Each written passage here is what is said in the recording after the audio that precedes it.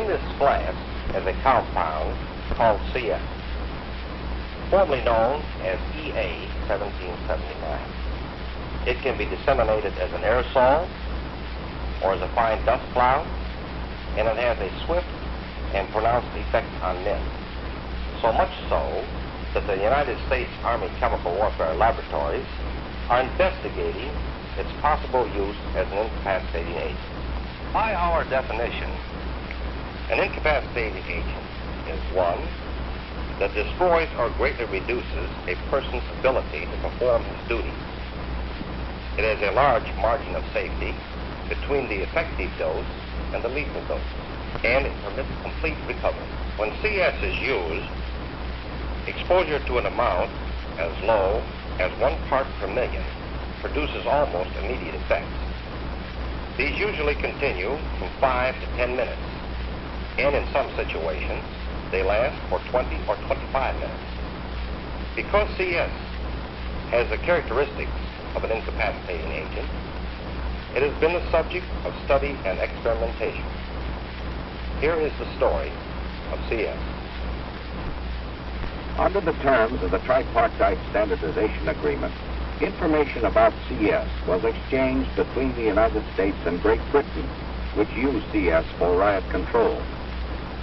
In the Chemical Warfare Laboratories, a program was instituted to determine the feasibility of using CS in a tactical situation.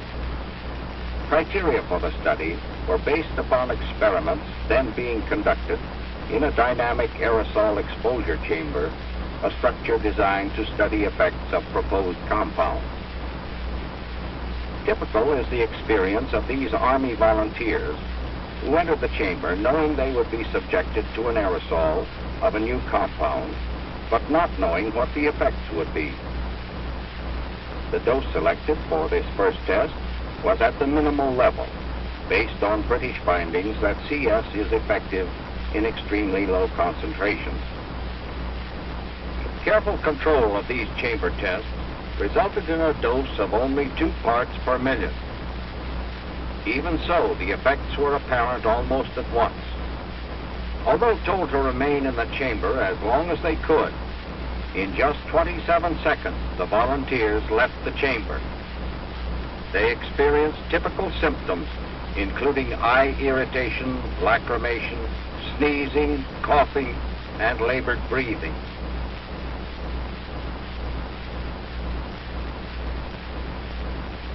With preliminary data from these chamber tests in hand, field trials were scheduled under simulated tactical situations.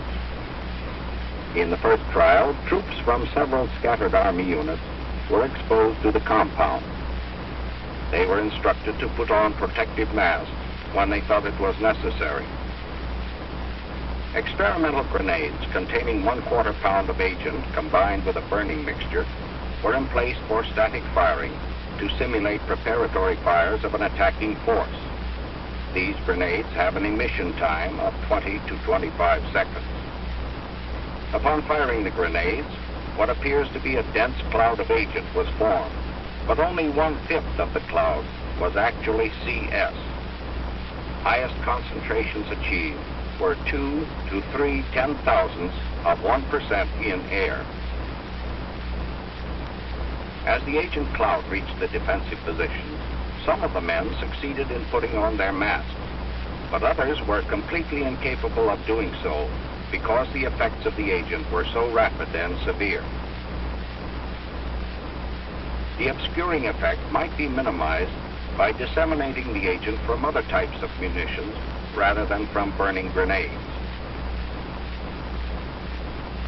A masked observer was assigned to each volunteer to record his reactions and to assist him in case he was overcome by the agent. Effects of the agent, even in extremely low concentrations, are so rapid and so acutely painful that a man becomes obsessed with an overpowering desire to remove his mask and escape from the cloud. Even then, some men collapse on the ground or wander around in a state of helplessness. In this test, every one of the volunteers abandoned his position. The agent produced severe irritation of the eyes, nose, throat, and lungs. Among the symptoms were the same convulsive coughing, heavy labored breathing, and searing chest pains experienced by the wind tunnel volunteers. Conspicuous salivation occurred. The eyes lacrimated and closed involuntarily, and they could be opened only with great difficulty. In severe cases, nausea and vomiting occurred. Frustrating as these effects are, the exposed individual recovers in from 5 to 15 minutes after he gets into an atmosphere of fresh air. A feeling of exhaustion and weakness may persist for a few hours after the worst of the effects have worn off. Although effective in very low concentrations, exposure to heavy doses of the agent does not result in permanent injury to the individual. The rapidity with which this incapacitating agent can temporarily prostrate a man demonstrates its effectiveness for riot control and gives rise to serious consideration that it might have potential uses in combat operations. The potential was tested in another field trial using trained troops from the 3rd Battalion, 3rd Armored Cavalry Regiment in a simulated tactical situation. The same type of burning grenades was functioned in the path of the attackers. The concentration of agent was the same, 2 to 3 10,000ths of 1%. One man ran through the first cloud before he felt the effects of CS. However, before passing through the second cloud, he had lost his impetus. Effects varied depending upon the dosage received by each man. The attacking group of this well-trained Army unit was demoralized by CS. Some of the men lost their helmets, rifles, and masks in their confusion. Others reported they had put on protective masks, but the constriction in their chests prevented them from clearing the masks properly. They were forced to remove the masks in order to breathe. In about 10 minutes, the squad had recovered completely. However, none of those affected volunteered to repeat the test. There are several methods of effective dissemination made possible by adapting existing materiel. The burning type grenade already has been demonstrated. A new kind of bursting grenade made of plastic material so that the fragments are non-lethal also can be effective in dispersing a dust cloud of CS, which has a pronounced effect on the eyes. Good coverage with particulates of CS also can be obtained by use of a special gun attached to the standard flamethrower. Large area dispersion by helicopter is possible with the mounted disperser, as well as with a truck-mounted standard gasoline-powered disperser. Other studies are developing the feasibility of adapting the standard smoke generator, using the exhaust of military vehicles to disseminate this compound, and producing quick coverage with multiple grenade launchers.